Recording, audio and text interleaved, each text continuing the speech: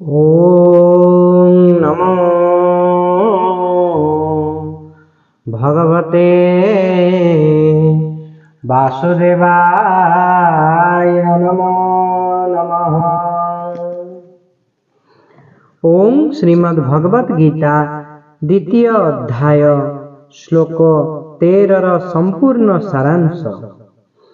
देहिनोऽस्मिन् यथा देहे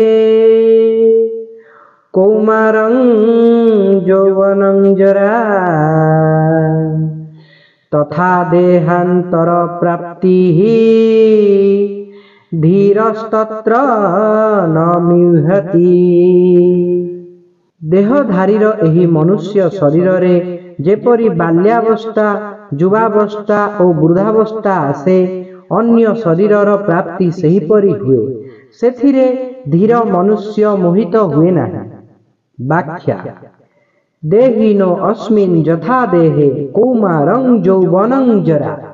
शरीरधारीर एही शरीर रे प्रथमे बाल्यावस्था तापरे युवावस्था और तापरे वृद्धावस्था आसे।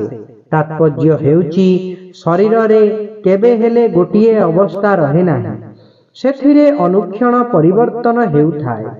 एठारे शरीरधारीर एही शरीर रे कहिबारु प्रमाणित हेउछि जे शरीरी ओ शरीर भिन्न भिन्न, शरीरी द्रष्टा ओ शरीर दृश्य। अतएव बाल्यादि अवस्थार जेउ परिवर्तन हुए ताहा शरीरी रे हुए नाही। तथा देहांतर प्राप्ति जेपरि शरीरर कौमार यौवन आदि अवस्था हुए सेहीपरि देहांतर हुए, अर्थात अन्य शरीरर प्राप्ति हुए। स्थूल शरीर बालकरु युवक एवं युवकरु वृद्ध हेले जेपरि अवस्थार परिवर्तन को नहीं कौनसी शोक हुए नाही, सेहीपरि शरीरी गोटिए शरीररु अन्य शरीर को गले एथिरे शोक हेबा अनुचित। जेपरि स्थूल शरीर रहिबा संगे संगे कौमार यौवन आदि अवस्था आसे, सेहीपरि सूक्ष्म ओ कारण शरीर रहिबा संगे संगे देहांतर प्राप्ति हुए, अर्थात बाल्य और यौवनादि जेपरि स्थूल शरीरर अवस्था सेहीपरि देहांतर प्राप्ति सूक्ष्म और कारण शरीरर अवस्था। स्थूल शरीर रहिबा संगे संगे कौमार आदि अवस्थार परिवर्तन हुए।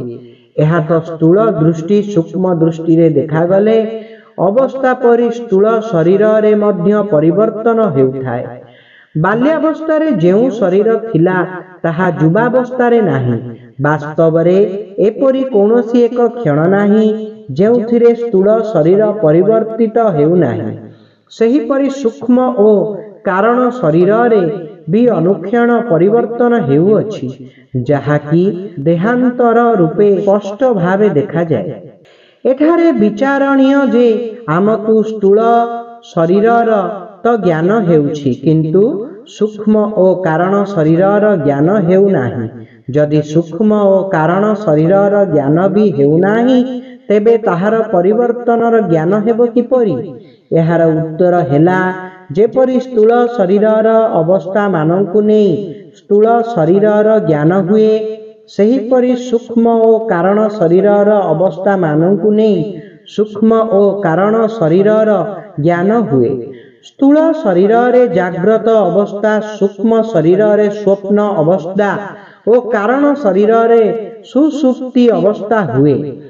बाल्यावस्था रे मनुष्य स्वप्न रे निजकु बालक देखे, युवावस्था रे स्वप्न रे युवक देखे, आउ वृद्धावस्था रे स्वप्न रे वृद्ध देखे। एथिरु सिद्ध हेला जे स्थूल शरीरर सहित सूक्ष्म शरीरर भी परिवर्तन हुए। सुसुप्ति अवस्था बाल्य काल रे अधिक, युव काल रे कम, आउ वृद्ध काल रे ताठारु मध्य आहुरी कम होई जाए।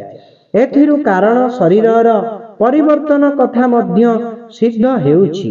द्वितीयतः बाल्यावस्था और युवावस्था रे निदरु उठिबा परे शरीर रे एवं इंद्रिय रे जेपरि सतेजता आसे, सेपरि सतेजता वृद्धावस्था रे विश्राम परे आसे नाही। अर्थात बाल्यावस्था और युवावस्था परि वृद्धावस्था रे विश्राम मिले नाही। एही रूपे मध्य कारण शरीरर परिवर्तन କଥା ପ୍ରମାଣିତ ହେଉଛି। ଯାହାକୁ ଦେବତା ପଶୁ ପକ୍ଷୀ ପ୍ରଭୃତି ଅନ୍ୟାନ୍ୟ ଶରୀର ମିଳିଛି, ସେହି ଶରୀରରେ ତାକୁ ଅନୁଭବ ହୁଏ ଯେ ଏହି ଶରୀର ହିଁ ମୁଁ, ତେବେ ଏହା ହେଲା ସୂକ୍ଷ୍ମ ଶରୀରର ପରିବର୍ତ୍ତନ। ସେହିପରି କାରଣ ଶରୀରରେ ସ୍ୱଭାବ ଥାଏ, ଯାହାକୁ ସ୍ଥୂଳ ଦୃଷ୍ଟିରେ ପ୍ରକୃତି ବୋଲି କହନ୍ତି। ସେହି ପ୍ରକୃତି ଦେବତାମାନଙ୍କର ଏକ ପ୍ରକାରର ଓ ପଶୁପକ୍ଷୀ ମାନଙ୍କର ଅନ୍ୟ ଏକ ପ୍ରକାରର। ଏହା ହେଲା କାରଣ ଶରୀରର ପରିବର୍ତ୍ତନ। ଯଦି ଶରୀର ପରିବର୍ତ୍ତନ ହେଉଥାନ୍ତା, ତାହେଲେ ଅବସ୍ଥା ବଦଳିଗଲେ ମଧ୍ୟ ମୁଁ ସେହି ଅଟେ ଏପରି ଜ୍ଞାନ ହୁଅନ୍ତା ନାହିଁ। କିନ୍ତୁ ଅବସ୍ଥା ବଦଳିବା ସତ୍ତ୍ୱେ ଏପରି ଅନୁଭବ ହୁଏ ଯେ ପ୍ରଥମେ ଯିଏ ବାଳକ ଥିଲା, ଯୁବକ ଥିଲା, ସେଇ ମୁଁ ଏବେ ବି ଅଛି। ଏଥିରୁ ପ୍ରମାଣିତ ହେଲା ଶରୀରୀରେ ଅର୍ଥାତ୍ ସ୍ୱୟଂରେ ଆଦୌ ପରିବର୍ତ୍ତନ ହୋଇନାହିଁ। ଏଠାରେ ସନ୍ଦେହ ହୋଇପାରେ ଯେ ସ୍ଥୂଳ ଶରୀର ବଦଳୁଥିବାର ଜ୍ଞାନ ତ ହେଉଛି, କିନ୍ତୁ ଶରୀରାନ୍ତର ପ୍ରାପ୍ତି ହେଲା ପରେ ପୂର୍ବ ଶରୀରର ଜ୍ଞାନ କାହିଁକି ହେଉନାହିଁ? ପୂର୍ବ ଶରୀରର ଜ୍ଞାନ ନ ହେବାର କାରଣ, ମୃତ୍ୟୁ ଓ ଜନ୍ମ ସମୟରେ ବହୁତ କଷ୍ଟ ହୁଏ ଏବଂ ସେହି କଷ୍ଟ ହେତୁ ବୁଦ୍ଧିରେ ପୂର୍ବ ଜନ୍ମର ସ୍ମୃତି ରହେ ନାହିଁ। ଯେପରି ପକ୍ଷାଘାତ ରୋଗ ହେଲେ ବା ଅଧିକ ବାର୍ଦ୍ଧକ୍ୟ ଆସିଲେ ବୁଦ୍ଧିରେ ପୂର୍ବ ପରି ସ୍ମୃତି ରହେ ନାହିଁ, ଠିକ୍ ସେହିପରି ଜନ୍ମ ଓ ମୃତ୍ୟୁ ସମୟରେ ଅତ୍ୟନ୍ତ କଷ୍ଟ ହେବାରୁ ପୂର୍ବ ଜନ୍ମର ଜ୍ଞାନ ରହେ ନାହିଁ।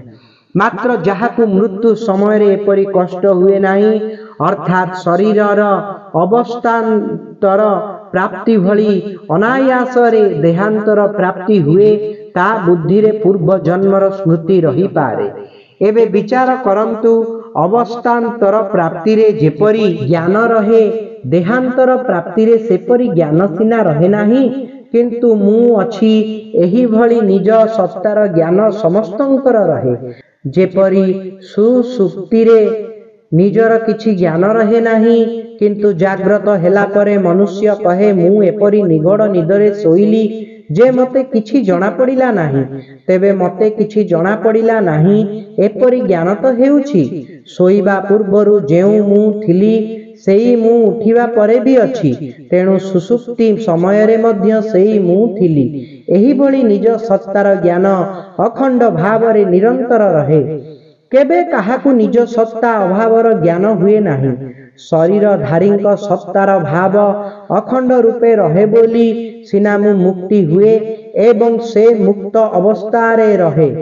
ଜୀବନ୍ମୁକ୍ତ ଅବସ୍ଥାରେ ଯଦି ତାଙ୍କୁ ଦେହାନ୍ତରର ଜ୍ଞାନ ନ ହୁଏ, ତଥାପି ସେ ଯେ ତିନି ଶରୀରରୁ ପୃଥକ୍ ଏ କଥାର ଅନୁଭବ ଅବଶ୍ୟ ହୁଏ। ଧୀରସ୍ତତ୍ର ନ ମୁହ୍ୟତି। ଯାହାଙ୍କୁ ସତ୍ ଅସତ୍ର ବୋଧ ହୋଇଛି, ସେ ହେଉଛନ୍ତି ଧୀର। ଏପରି ଧୀର ପୁରୁଷ ସେହି ବିଷୟରେ କେବେ ମୋହିତ ହୁଅନ୍ତି ନାହିଁ। ତାଙ୍କର କେବେ ସନ୍ଦେହ ହୁଏ ନାହିଁ। ଏହାର ଅର୍ଥ ନୁହେଁ ଯେ ସେହି ଧୀର ପୁରୁଷଙ୍କୁ ଦେହାନ୍ତର ପ୍ରାପ୍ତି ହୁଏ। ଗୁଣ ସଙ୍ଗ ହିଁ ଉଚ୍ଚ ନୀଚ ଯୋନିରେ ଜନ୍ମ ହେବାର କାରଣ ଏବଂ ଗୁଣରୁ ସମ୍ବନ୍ଧ ବିଚ୍ଛେଦ ହୋଇଥିବାରୁ ଧୀର ପୁରୁଷଙ୍କୁ ଦେହାନ୍ତର ପ୍ରାପ୍ତି ଆଦୌ ହୁଏ ନାହିଁ। ଏଠାରେ ତତ୍ର ପଦ ଦେହାନ୍ତରର ପ୍ରାପ୍ତି ବିଷୟରେ ବ୍ୟବହାର କରାଯାଇ ନାହିଁ, ବରଂ ଦେହ ଦେହୀ ବିଷୟରେ ବ୍ୟବହାର କରାଯାଇଛି।